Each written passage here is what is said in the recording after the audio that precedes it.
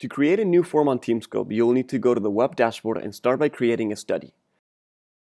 Give the study a name and choose what kind of study this will be.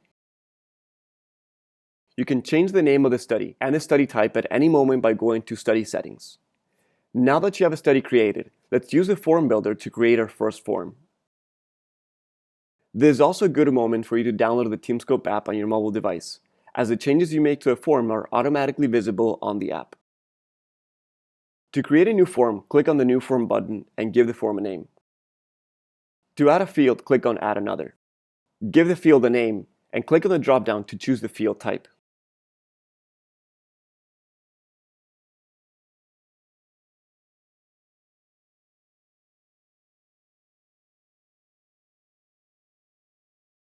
If you want to reorder fields, simply drag them around. Once you're done, click on Save. Let's hop to the mobile app to use the form I just created.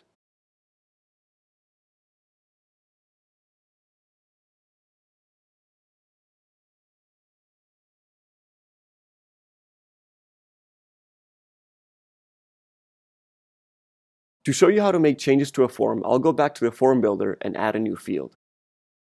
Let's add a new field called Time of Episode. I can scroll all the way to the bottom if I want it at the end of my form, or duplicate any of the existing fields.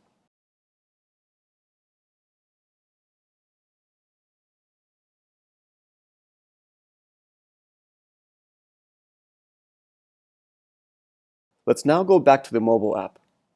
To see this new version of a form, all you need to do is refresh the list of entries. The next time you open the form, you will be able to see the latest changes applied.